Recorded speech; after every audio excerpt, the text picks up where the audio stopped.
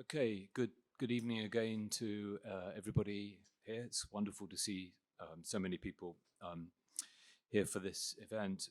My name is Tim Bewes again. We've been watching Mati Diop's 2009 film Atlantique, and which is presented by Film Thinking, a series hosted by the Kogut Institute for the Humanities. Thanks again to the staff of the Kogut for their help organizing and publicizing today's event. So I want to introduce our guests. First of all, on my far left, Veronica Fitzpatrick, who is visiting assistant professor in the Department of Modern Culture and Media here at Brown, who is here to take part in this conversation. Veronica is the curator for this evening, meaning that she chose the film, and in a moment I'm going to ask her why she did that. Veronica was a Kogut postdoctoral fellow over the last 2 years. This is where I got to know her.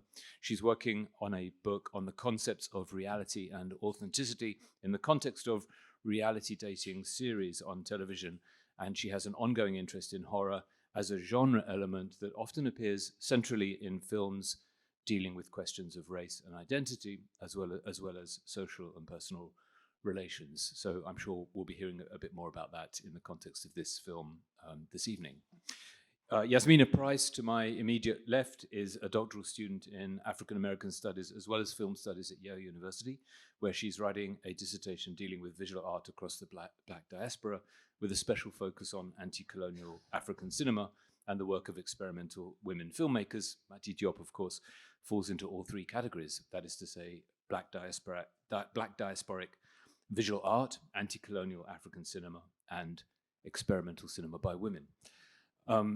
Yasmina recently published an essay in the prestigious journal Film Quarterly on the film we have just watched, and I recommend that you read that. It's entitled "Wake Work: Spectral Poetics and Haunted Revenge in Mati Diop's Atlantique." And in fact, an excerpt from that essay is included on the handout that I hope you picked up on your way in, and if not, please pick one up on your way out. We're thrilled that Yasmina has been able to return to Brown from this event. Many of us, including myself, remember her as a wonderful Brown undergraduate a few years ago. And I'm also delighted to have Rebecca Schneider with us for this discussion. Rebecca, on Yasmina's left, is Professor of Modern Culture and Media here at Brown, where she teaches performance and is currently working on a project titled Shoaling in the Sea of History, Littoral Dance in the Wake of Slavery's Capitalism. And that working title provides some clue as to why we wanted her participation tonight. Her books include, from 1997, The Explicit Body in Performance, from 2011, Performing Remains, Art and War in Times of Theatrical Reproduction, and from 2014, Theatre and History, and in fact from 2019, an essay titled Remain, co-authored with Joanna Jukan and Yussi Parika on old media practices and their aftermaths. So just to begin, I'd like to ask Veronica, as I promised I would do, about her reasons for wanting to show and talk about Mati Diop's Atlantique. Knowing something about your scholarly interests, Veronica, I imagine you find the motif of ghosts and haunting especially fascinating. I think we should talk about what the sort of narrative mechanics of that are in the film. And you've argued that the horror genre makes visible, in certain contexts, sort of suppressed and repressed fears and anxieties. And I wonder if that is also something that's operating in this film, and whether you'd like to just begin our conversation by talking about your enthusiasm for the film and some of the themes you'd like us to try to cover. Okay, great. So much. Thank you so much, Tim, for the invitation to do this.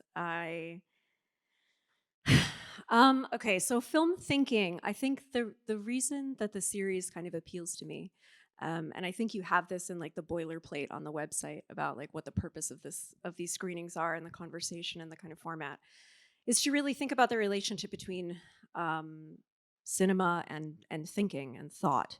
And there's a moment in the film toward the end when Etta says, I think it's no, I don't think it's her that says it, but anyway, it's a bit of the dialogue where they say every time you look at the top of the tower, you'll think of our unburied bodies. And I think this is a film that is a great example of how the visual and the intellectual, or the visual and I should say the formal more generally than the visual, because I think, you said at the beginning, it's all in the eyes, but I think in this film, it's all in the ears very much as well. And it's something that Yasmina's article makes so clear in talking about the soundscape of the film, not just limited to the kind of motif of the ocean that we see over and over, but also the kind of like throbbing, like incantatory electronic score that we get throughout the film as well.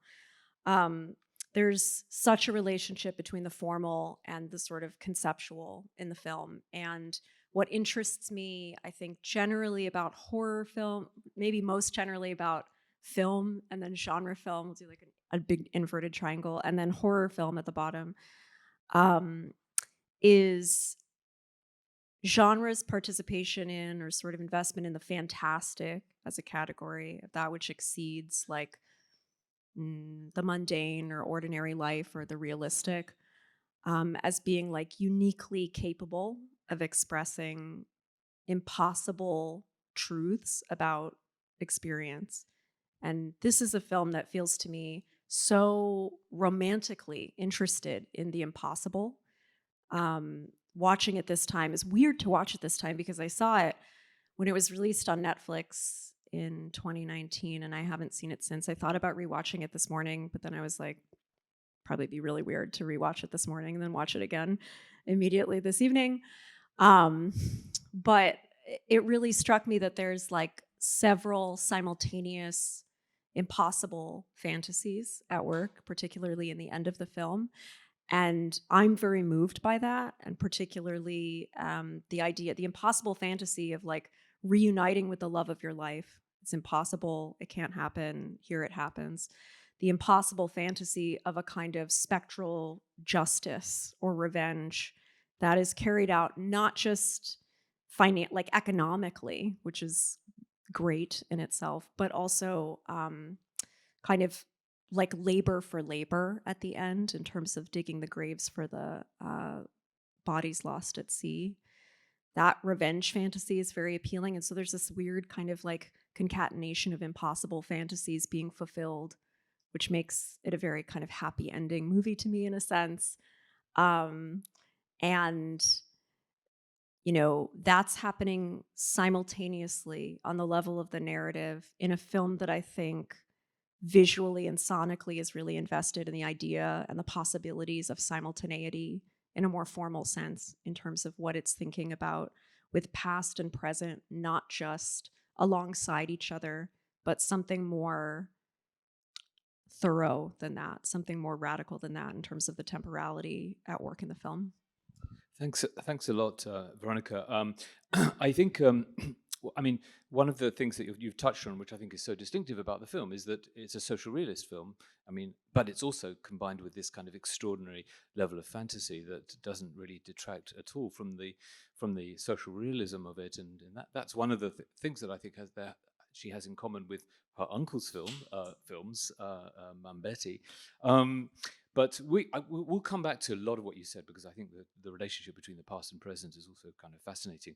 But maybe, Yasmina, I'd like to bring you in. I mean, you've written explicitly about Atlantique, the film, as a Black Atlantic film, referring, of course, to Paul Gilroy's figuration of the slave ships of the Middle Passage. Gilroy's term convokes a sort of geographical relationship between the west coast of Africa, where, of course, the film is set, the economic centers of capitalism in Europe, and, of course, the destination of the slave ships in the Caribbean and the Americas. So you have this kind of quite conceptual take on the film. And then you also refer very interestingly to the literary scholar Christina Sharp, and we have another kind of very conceptual and oceanic figure of the wake, and you bring this out very kind of clearly in your piece. So I wonder whether you would like to sort of draw out some of those dimensions of the film, some of that sort of scholarly relationship to the film that you've been very interested in, and have really sort of pioneered a reading of this film through. I mean, I've asked you a very conceptual question, but you wrote this lovely piece, and it would be great to hear you talk a bit more about it. Yes, and also thank you for this invitation. I think at first it was a kind of nominal resonance with Atlantic, which made me think of the Black Atlantic, but then that led me to what I think is still an emergent area of studies, which is the Black Mediterranean. And I think just the sheer presence of this unsettled death and this constant accumulative mourning, because I think one of the stunning things, which even I'd forgotten about the sort of temporal capsule of this film, is that for at least 9 days this teenager is mourning her boyfriend, and that is horrific. And it's both a kind of scale of loss that I think it would be easy to take flippantly because it's just a teenage girl who's terribly in love. But when it becomes mapped onto this ocean that keeps appearing again and again, it is beautiful and terrifying. But then that conjunction of Black Atlantic and Black Mediterranean, the thing that has happened in both of those bodies of water, which actually my editor was the one who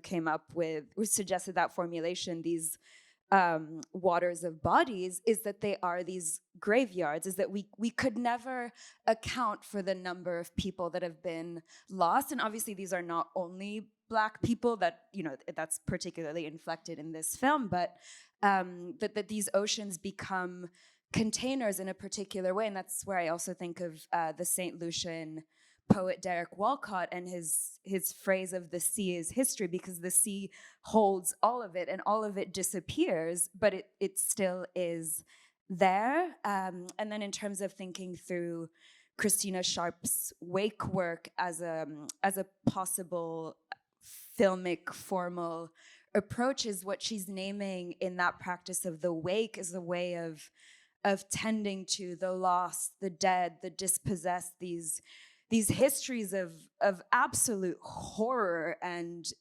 incalculable dispossession that demand a different kind of attention, which cannot only be located in the content of the film, which is where I think actually one of the most striking moments is when you have all of the girls reflected in the bar's mirror, and so you see the men's, boys' bodies that are located inside of them. And then it just becomes this sort of oral storytelling practice where you hear this direct account of what happened to them. But to me, that is the representational force that can enact a wake work as a kind of counterpoint to what is otherwise the horrific video clips of either a barely glimpsed body around a ship next to some part of Italy or Barcelona. Because what happens is that then that just reactivates this representational violence where the person that has been lost just becomes a migrant. They become just a refugee. They become this figure. And I think a lot of it has to do with what is not necessarily always sonic, but what is definitely not necessarily visual. Because I think some of the formal force is precisely in what she does not show us, that there is nothing that is maybe evidently horrific about the sea by the end, but how can you not think about all the people who have drowned trying to make that crossing? That's wonderful.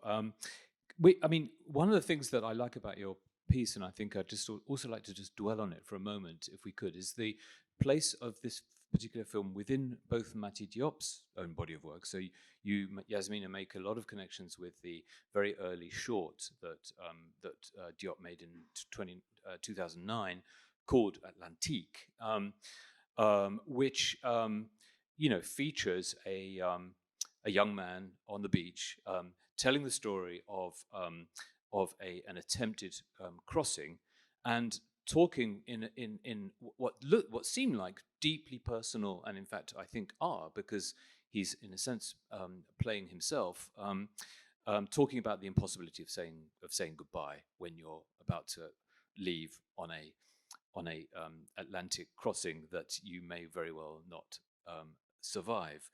Now, I mean, we know that that particular young man, in fact, did die, not on an Atlantic crossing, but died shortly after the making of that film. So there's a sort of aftermath of that film in the film that we've just watched. And I think that what's very apparent is that Mati Diop's cinema is very much to do with aftermaths and the long aftermath, even of the kind of history of classic Senegalese cinema. Of course, there's a deep family connection there.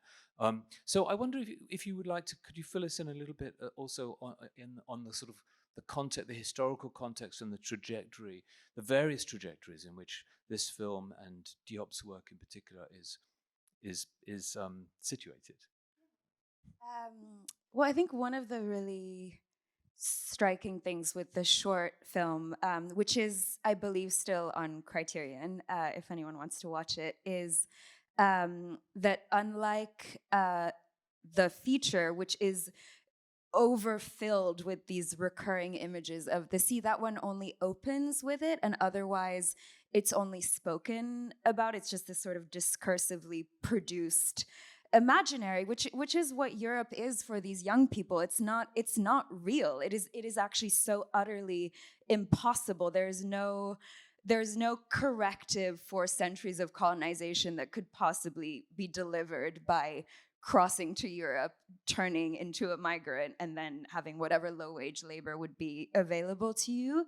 But I think that short is where she starts working through this particular kind of spectro-poetics, because that film is, unlike this one, which I think is, even for all of the night shots, is ultimately quite luminous. But the short, which mostly takes place on a dark beach lit only by this very grainy beach fire, is very dark and very spectral and very unsettling, because even without the outside knowledge of knowing that the young man who's speaking, Serine Sek, passed away after the making of the film, is that he starts speaking, and then at a certain point there's just this abrupt cut where suddenly it's daytime and you're looking at his gravestone and you don't understand what's happened because he's still speaking, and by the end he is still speaking, but he's speaking through a reel-to-reel tape recorder, which is, again, I think, where there are all these different technologies. And what I hadn't thought of prior, because I had not seen the film on a big screen since I saw it for the first time, is just there's so many iPhones, which is really bizarre, but then they are this other technology, because he, through Pierre, the policeman's body, is again communicating to Ada from the beyond. But then that's also the weirdness of a phone message, whether it's a voicemail or a voice memo, is that it has this afterlife that you can't really get rid of, and you can keep playing that story over and over. And then in terms of the larger trajectory linked to her uncle, Djibril Diop Mambéty, he famously hated the World Bank, I think more than anyone living or dead. And the franc CFA, which is, a colonial currency that is still used in Niger, where I'm from, and other parts of the Francophone West African territories.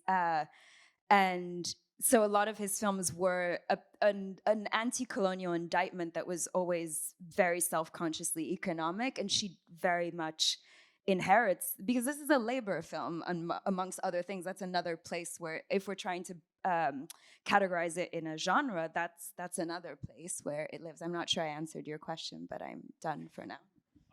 No, well, you did better than answer. You just exceeded and took it in wonderful into a wonderful direction. Let me bring in Rebecca Schneider. I mean, because I think, so a lot of your interests, Rebecca, are deeply in this same sort of conceptual terrain. You're fascinated by the ocean. You work on, and in fact, you sail, I believe. So there's a sort of, there are connections, there are boundaries between land and water that are very evident in this film. But I mean, as has already come up in the conversation, there are also boundaries between fiction and reality, between cinema and the real world, that are just kind of constantly leaking. I mean, this is such a film about leakaging, even between male and female. I mean, there's this bizarre conceit where the men are able to return and speak from the dead precisely by inhabiting the bodies of females. There's a kind of litorality in the film that's almost conceptual. So I suppose I'd like to ask you, Rebecca, on where this kind of set of concerns, and this film in particular, begins to speak to some of your own interests. Thank you. Thank you so much. And thank you for the invitation. I'm honored to be here, especially because, Yasmina, your essay is excellent and really informed a lot of my thinking about the film. So I'm grateful for that. Yeah, the littoral, the shoreline, the idea of the shoal, the idea of a shoreline that won't stay in place. You asked me beforehand about shoaling, about the question of shoaling, which is indeed something I am thinking about. But a shoal is like the neither here nor there, right? It's underwater. It's not quite on land. It's this nondescript place that you might say is a border, but I think it's wrong to think about it as a border. I don't think that this film kind of replicates easy architectures of liminality or easy architectures of binary divides between things, neither between the living and the dead, nor between male and female. I mean, it invites us out, I think, of a too easy architecture of binary thinking and or dialectical thinking. It might be much more in line with something like dialectics or a sort of thinking with the oceanic out from under certain forms of, Western forms of orienting ourselves to the world. I think it kind of comes out from under particular modernist tropes, maybe of which um, the borderline, would be one. And I do think, therefore, it spends a lot of time on what I would call the intervallic or the interstice, an intervallic space, of which I think the ocean kind of figures in this film. Yes, we see it again and again and again, but I don't think it's just a motif. I don't think it's just a metaphor. I think it is, and I don't think it's just a haunting, nor is it spectral only. Although I think it is very much and very really a graveyard. It is very much and very really, a figure also of possibility, and it's undecided in it's intervallic in relationship to those two, and doesn't make us decide. So I think the movement of the film in that way is amazing. I didn't watching it on the large screen. I saw so many things. It's also the first time I saw it there that I hadn't seen before, and it really struck me this time when he says, "I saw you in the wave."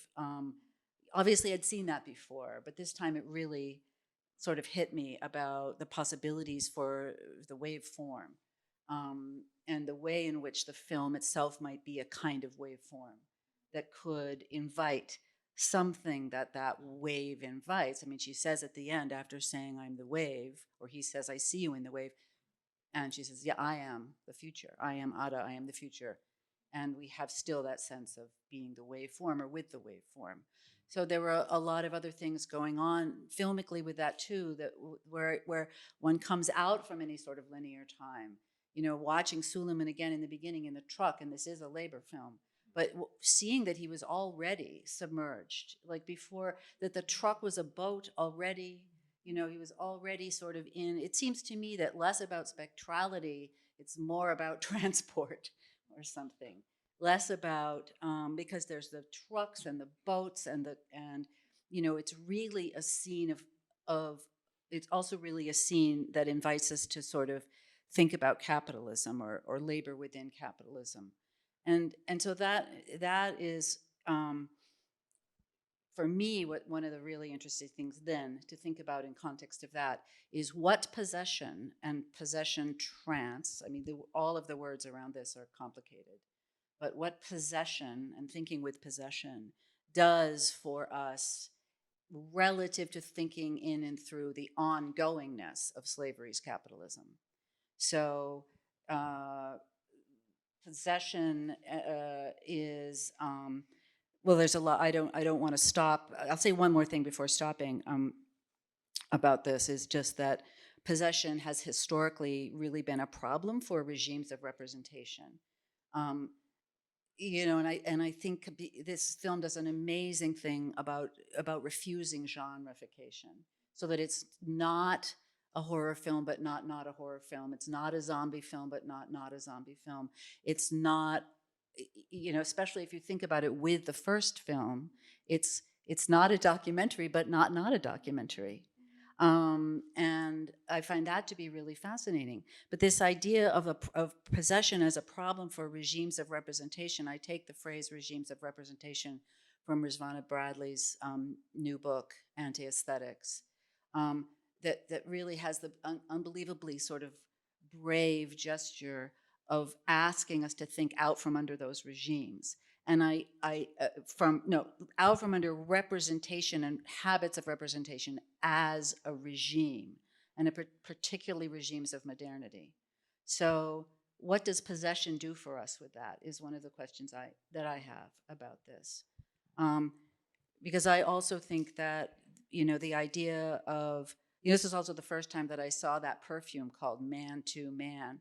And all I could think was Man 2, which is Sylvia Winters. I mean, of course, it was Man to Man, it was a perfume, but here was this detail about the sort of genre of human that maybe some of the aspects of this film are inviting us to think otherwise relative to. I mean, the whole question of genre is very interesting, and I'm glad, Rebecca, that you kind of alluded to some of the limits of genre thinking. Matty Diop herself, in an interview at the New York Film Festival, sort of also registered the sort of shortfall of genre thinking. The genre dimension, she said, never came from the outside. It was all about a fantasy coming from within the reality and being captured from the real, and trying to show shifts between the real and another dimension. I mean, you also write about this, Yasmina, the sort of tension between genre thinking and spectral thinking. Maybe we could think a bit more about the sort of the figure of the spectral. Are there things that you would like to just take up from what Rebecca was saying, Yasmina? I mean, one thing I'll just say quickly is wherever I use decipherment in the text is because I was thinking of Sylvia Winters, you know, the call to also just undo aesthetics, because we have to undo the totality of the structures that are creating the images or the sounds. But in terms of genre, I think one of the limitations I was thinking about is a cultural one, because there's an assumed idea from certain positionalities that genres are unraced, are neutral, and can just be mapped on any territory whatsoever. And I think one of the things that, I don't know if it would be in that interview that Matty Diop is gesturing to, is that it's also, I mean, for whom is this fantastical? Because if you're in a particular West African Islamic religious context where there are jinn, where there's maraboutage, this is not outside of the domain of the everyday. There's actually nothing particularly extraordinary about it. And I hadn't thought prior to apply it to this film, but there is a strand of Black experimental filmmaking that could be classified as Afro-surrealist, which I would distinguish from Afrofuturist, in that the Afro-surrealist is actually, it's troubling the very parameters of what we think is realistic. And I think especially for the genres that name some kind of breach of the real or the normal or the everyday, that then becomes very complicated, because you know, for whom is this fantastical or horrific? But then at the same time, these white orb-like eyes are clearly coming from a cinematic zombie tradition, which is, you know, also something that starts with the American cinematic metabolizing of Haiti and of Voodoo through, you know, by creating this more palatable, transposable figure, which I think is also what the ghost is. And that's the problem, is that ghosts travel everywhere. Every culture has its ghosts, and they're going about willy-nilly, but they are different kinds of entities. And I think with what you were saying about the littoral, I think where I agree with you too, that I actually don't think that spectrality covers all of it, but one of the things that it does cover is that that impossibility of fixing in place, of having any semblance of a closure between past, present, and future. A line that I had not picked up on before is the one, "Some omens are memories." So that idea of also a futurity that is being secured by a past that we are sometimes disavowing, that we are too scared to look in the face, but that will keep coming back, and it'll come back in new forms if it needs to. But I think then where the spectral meets capital is that capital too, and the same neo-colonial regime that her uncle is decrying in all of his films, that she is looking at now through the lens of global capital, that is also capital and colonialism are never leaving. They're maybe coming dressed up under a different form. And so then the kind of the power of retribution, of trying to find some equilibrium, and that is also a ghost that comes through an unexpected form, but is always able to slip through anything. I love the fact that you brought up Afrofuturism, even though you were kind of distancing yourself from it. I mean, the film ends with Ada saying, you know, "I am Ada. This is my future." And I was thinking also of a passage in a moment in the earlier film Atlantique, where the young man Serigne says, if the boat were to capsize, some of the other men were able to transform themselves into fish and then swim to Spain. It's such a kind of Afrofuturist trope.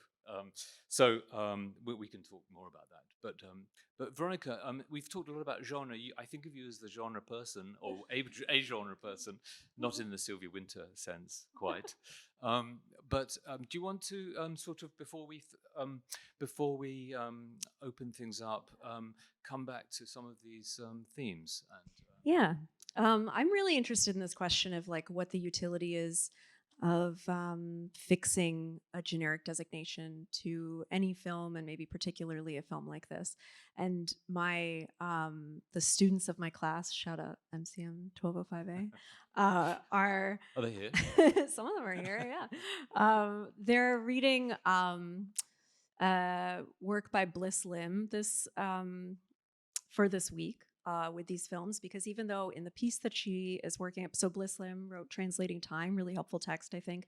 This is an article, Spectral Times, that concerns a Filipino film and a Chinese film, but she's also interested in the kind of relativity of secularism, and the idea that like the fantastic is really culturally specific, that like Todorov's formulation of the fantastic depends on the idea of something that is thought extraordinary in the context of a disenchanted present. And I think here we get, and it's so great that it's in the dialogue, right? We have that moment where Mariama's mom is like consulting with someone about what to do next. And there's a sense of an enchanted present, right? An enchanted population where the fantastic can't account for the instances of disbelief in the film. And the disbelief isn't even just, is possession really happening? It's sort of like, well, what should you do next? Like, what's possible next? That being said, I do think that while the film isn't like strictly or simply about spectrality, the spectral is a key figure through which the film is exploring precisely this idea of non-chronological time. And, you know, without that, we don't get the same atmosphere around moments like the reflection in the bar mirror, the sort of like ghostly like rendezvous that closes the film, or even a moment earlier when one of Ada's friends sees the like frightening white bedroom, and You didn't like that? it's not my favorite. And she says, everything is new here. And it just feels like a really freighted line because there's an attraction sort of in the plot in that moment to newness and the sort of like economic prosperity that it signifies, which is also sort of sent up, I think, for comedic effect when we see them like having a drink at the infinity pool, right? It's the infinity pool versus the ocean. It's everything is new here versus, nothing about this is new. And nothing about it is old either. And just because we end with a sort of address of futurity, I mean, I really think that the idea of spectral justice is all about, um, you know, reckoning with what happened in the past, being the horizon for the future. Um, and for a film that's so obsessed visually with horizons, I think that sort of sense of time, it's not only horror or only a ghost film, but it can't, it's chooses to articulate those investments with that language. I completely agree, and thank you for taking deeper that question of spectrality. I wanted to say that about a caution about it because, of course, I think we become too comfortable with an idea of spectrality as the past returning, whereas I think there is the idea of this sort of waveform, and I am the future is the past is the future, the past not past, to cite Christina Sharp again, but that so not to say it's not spectral and that means it's future. That's not at all what I was trying to suggest, but that they're in this waveform or this kind of non-dialectic, but different sort of appositional. Like if you place the past and the future, well, you use the word simultaneity, and I think that's extremely generative. And so too would be something more like an apposition or a besideness or other types of ways of orienting ourselves that I think sometimes haunt the idea of haunting and ghosts uh, uh, un, unintentionally replays linear time. So that's all my comment. There's also a dimension of this, the spectral, that I think relates to Diop's practice. I mean, these are non-professional actors for the most part, people who are playing themselves. She herself doesn't really talk about fictional characters in her films. She talks about people. There are people in my films, and the people are, they are characters in the movie, but they are also who they are. They are special. They are particular. So I think even the concept of the fictional character is a very sort of open one for Diop. But maybe we should open things up a little bit, because we would love to hear any comments or observations that people might have about the film, or indeed pushbacks on anything that's been said. So please do indicate if you would like to speak. Maybe I could begin with Yanis. And actually, please wait for the microphone to come to you. So, yeah. Hi, and thank you all. This is also my second time watching it, and I saw so many new things tonight. And watching it together, of course, makes a big difference. And thank you for all the very, very generative comments so far.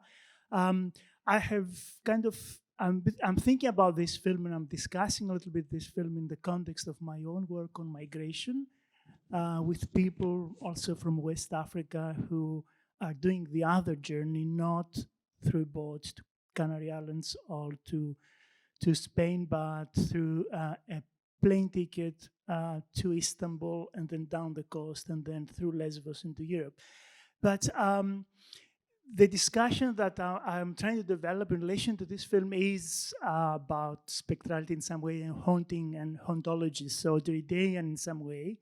But I agree with all of you that there's so many more things one could say, and I think temporality is also key in relation to, I guess, the Bergsonian sense of time as coexistence, as opposed to linearity and progression. But tonight I had kind of three thoughts that hadn't occurred to me previously. And the first is something that Rebecca already mentioned: the opening scene, the lorry scene, which is exactly what I've seen on videos of people who actually travel on boats from Africa into the Mediterranean. The singing, the sense of kind of both jubilation but also anxiety, and even the pink shirts actually resemble visually the life jackets that migrants very often wear on boats. So that was the first kind of thing that struck me in the film. And the second is the theme of fire, which we haven't discussed a lot. And fire is so central in many contexts and instances of migration. And I'm thinking that in the Mediterranean migration, there is this expression about people who attempt a journey, and that's the haragas. They're called the haragas, which in Arabic means the burned ones. So people are burned, or people are burning things in the previous life when they attempt the journey. And we see here burning being so central in many different instances in the film. The third thought, which is probably also a point of disagreement with the notion of the sea as a cemetery, they were not buried. That's why they are returning to be buried. So instead of seeing the sea or the ocean as a cemetery, I would prefer to see it as a battleground with unburied bodies that demand to be buried. And one of the last things where they want to be buried is actually very, very key. And finally, a small kind of point about cell phones, and I agree with you, Jasmine, that they're everywhere because in the context of migration, the cell phone is the most important object. And people keep telling me that, we rely on this so much because it's everything. It's communication, it's memory, it's connection to places and times, his attempt to plan the journey. So it becomes in, Tim Horton's work as hyper object in the context of migration. So these are some thoughts maybe of interest. Thanks. Yanis's second point reminds me of the detail that Atlantic's working title was "The Fire Next Time." I believe James Baldwin has been very important to Mati Diop's cinema, and she uses quotations from his novels in various of her films. Do you want to say anything more? Yes, Yasmina? I'm so glad you brought up the fire because I think of this as an elemental film, but I always think of it as an aquatic film. But the thing is, it's fire, but it's arson specifically, and I think that's where I also think about the kind of impossible temporality of the regenerative phoenix. That idea of the cleansing fire, but the fire which is. I think that's also where there's the kind of something like an abolitionist logic, was that you cannot, that a form of destruction that is not it's not the preliminary gesture before the recreation. They are totally coeval, that they are happening at the same time, that you have to burn away something and to clear the ground and allow for something else, because the fire is also the fire is what delivers something like justice, because that's how the revenge becomes operationalized, that's what catalyzes the police investigation, that's what terrifies the boss, so that he actually then does restore the wages. Yeah.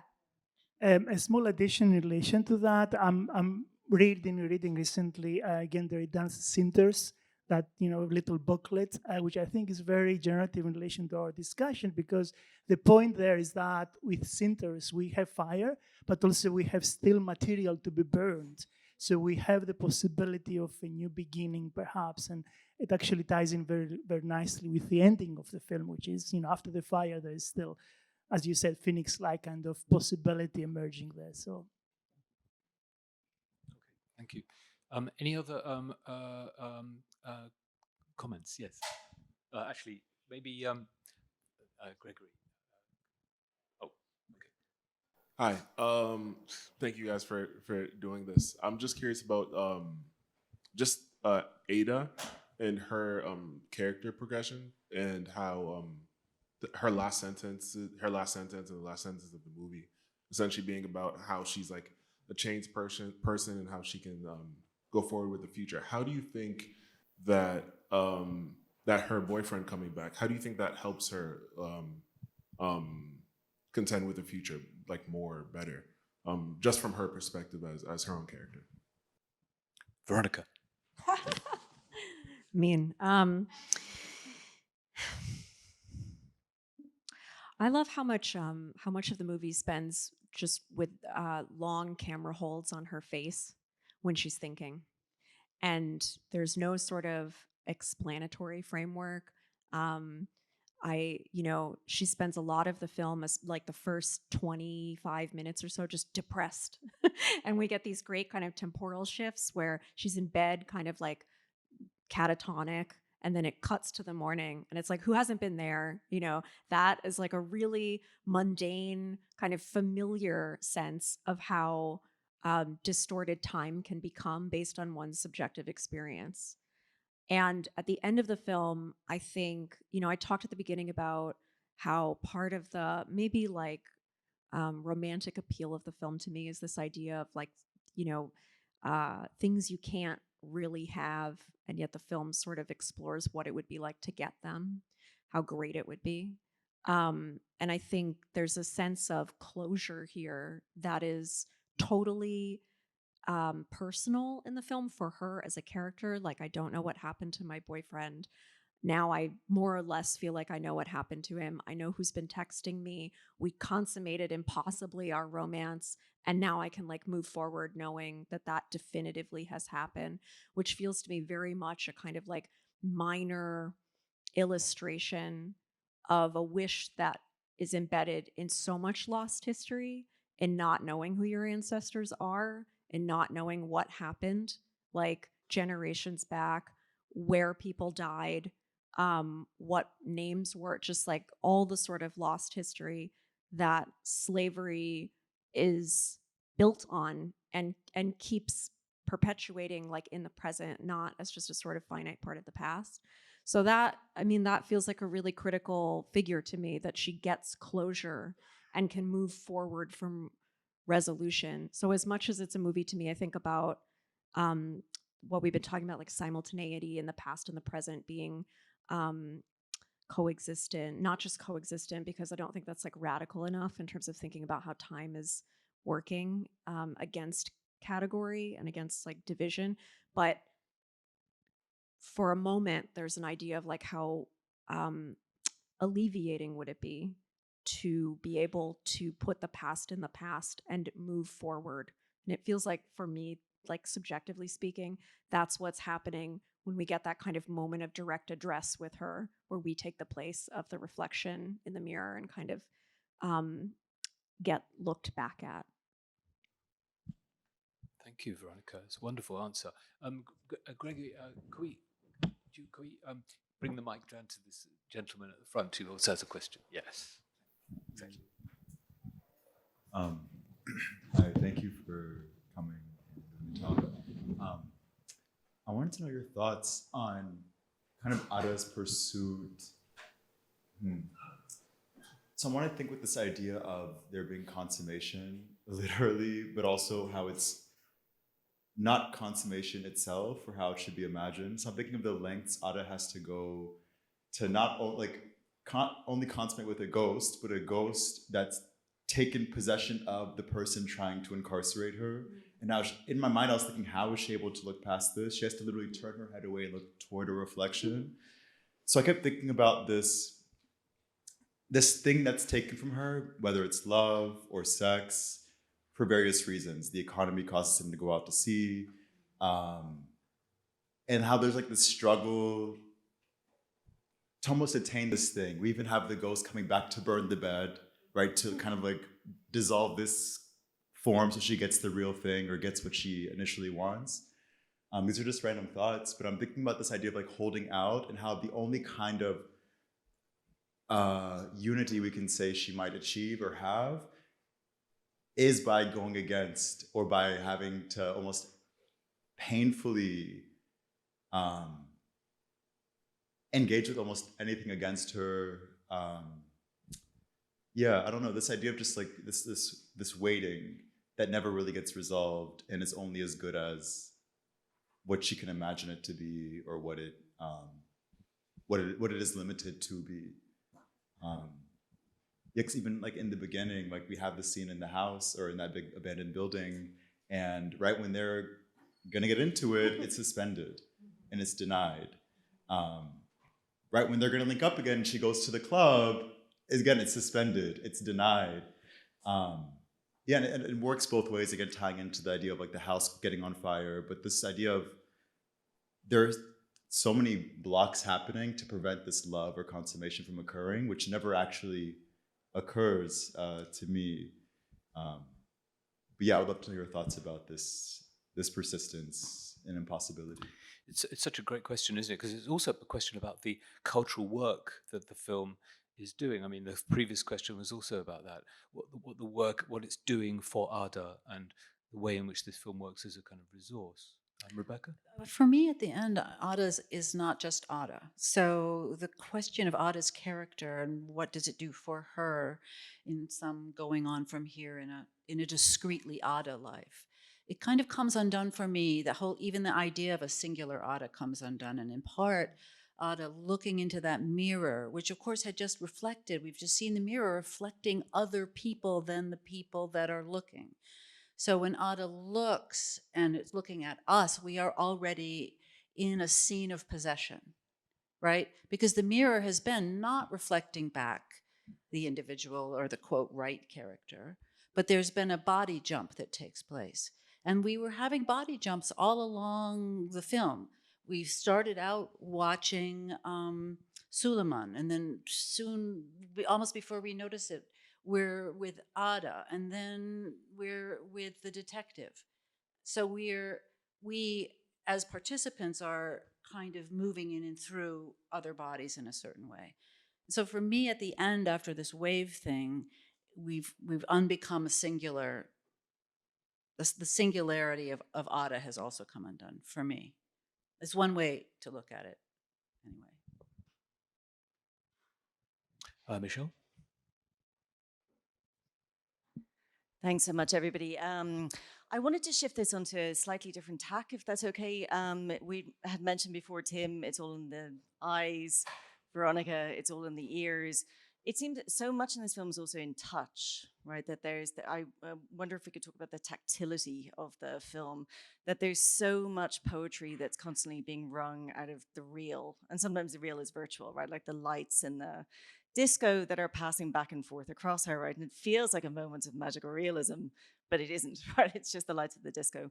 But I think also of that really extraordinary scene where she's climbing out the window in the evening to see him, and she's hesitating on the threshold of the window with the lace curtain kind of draped over her.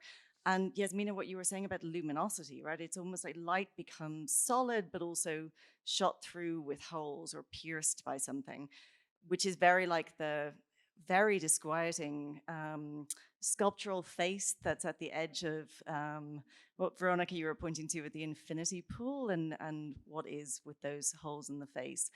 And then just my last very, very quick comment on this.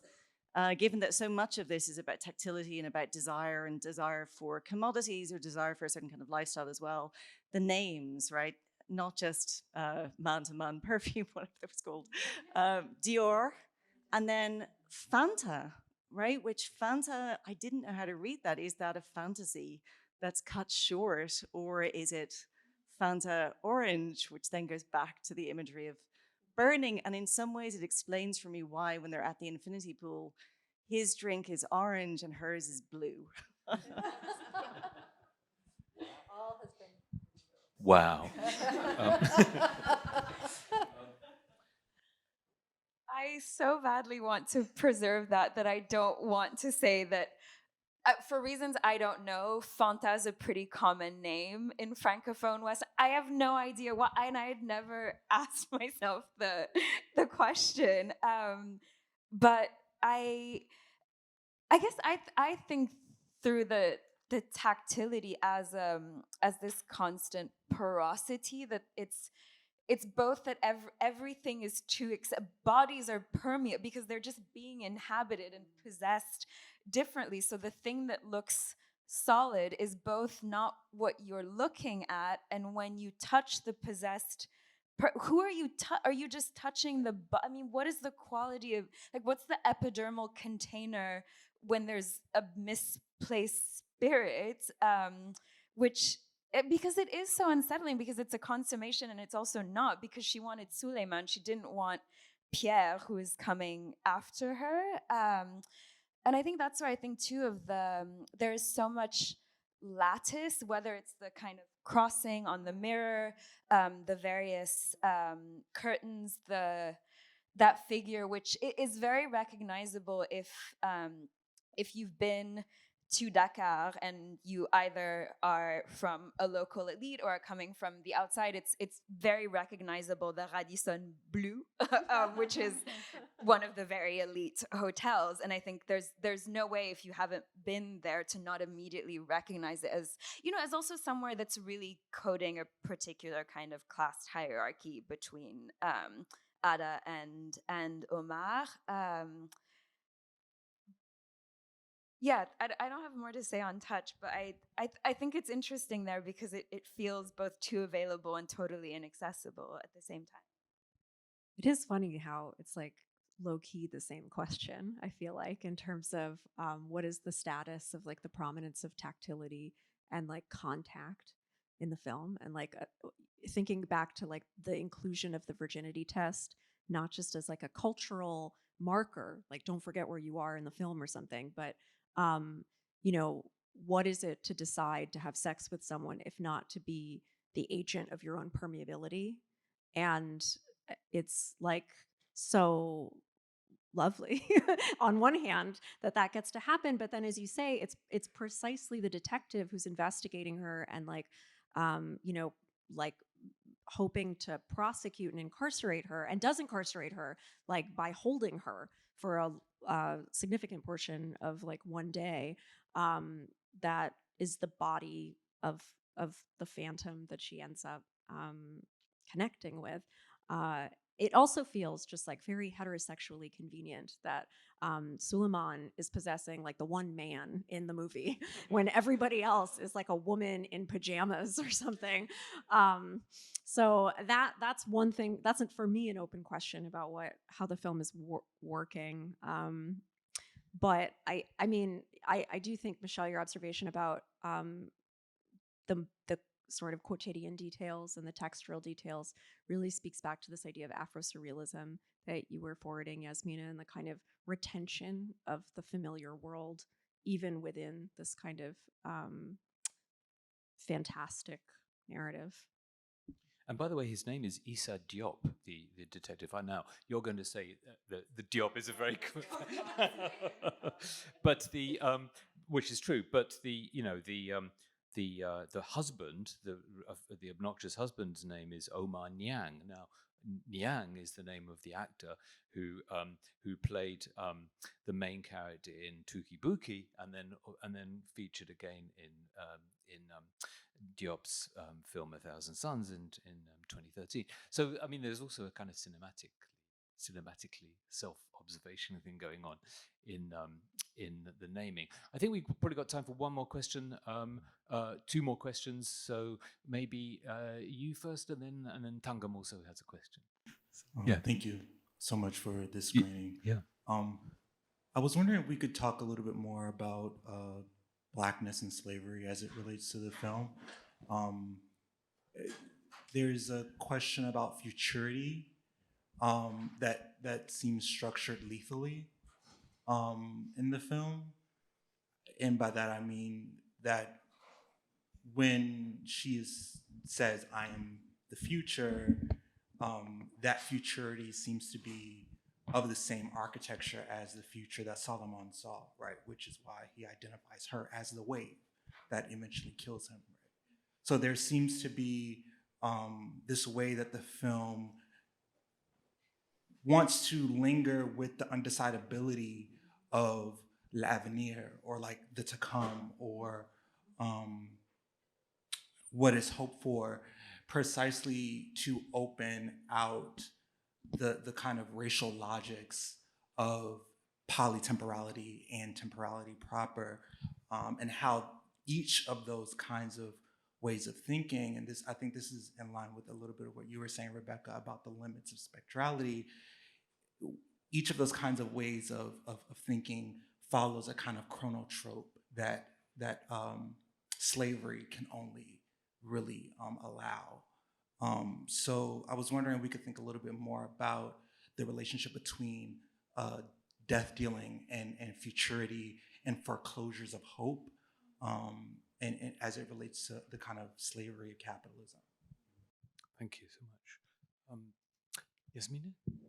Yeah, I mean, I think to be honest, I hesitated about both applying wake work as a conceptual key and even drawing that line between Black Atlantic and Black Mediterranean, because I think there's a very robust reading of the film that does not need to engage that at all, because I think it is important to also to keep in mind the difference between continental Africa and, you know, the various diasporic compelled migrations that are represented by transatlantic slavery or these different ones. But I think because global capital is so structuring of the film, I think it does, and also because I read it as an Afro-diasporic Black aesthetics, which is borderless fundamentally. So just to note that, but I think that part of it is, I think part of what emerges from that connection is I was much more attuned watching it this time to, we want our 3 months of wages back. We want our 3 months. You want your 3 months for colonization and for slavery? You want 3 months of wages, and then the story is closed and we're done. And I think specifically particular scholars of slavery and race making, like Saidiya Hartman, and that because she's definitely where I draw Afterlife from, and I think a lot of the reference points that use that term in this orbit are coming from her, and I think that's very much alive. And I think that uncontainable openness of the film demands a kind of global reading, because I think one of the things that it's suggesting formally, aesthetically, conceptually is a fundamental reordering of everything, a questioning of the regime of representation, a questioning of linear temporalities, a questioning of the entire project of modernity, enlightenment, that entire thing, I think, is being unsettled, and that it is so rich because it's open to all of that, and it's not closing any of the windows, whether it's the eyes that are portals. I think that's also where I think of as a sensory experience as a particular violence to sound, because unless you have an embodied difference in terms of how you engage with sound, it's so much easier to close your eyes to something than it is to close your ears, and that kind of multi-sensory, like the difficult haptics, the impossible gaze, the face on the ocean, that I think the thing that lives in that future, it's the future that's unmapped. It's the one that it is located in certain conceptions of the past, but the ones that don't assume that that's the thing behind us that can come back. It's also the thing ahead of us. And I regret that I can't remember where I heard this or what it's attached to, but of a different way of thinking about that forward backwardness of future and time, where actually the past is the thing in front of you because you can look at it. The thing you don't know is the future, which is behind you. And I think that's that polytemporal work of the film. Yes, absolutely. Yes. Tangam?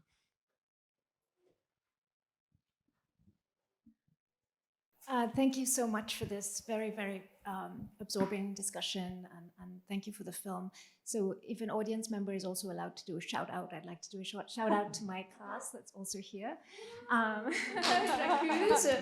First year seminar in French and Francophone studies. So we were lucky enough to see the film Yen by Djibril Diop Mambeti just before we watched this one.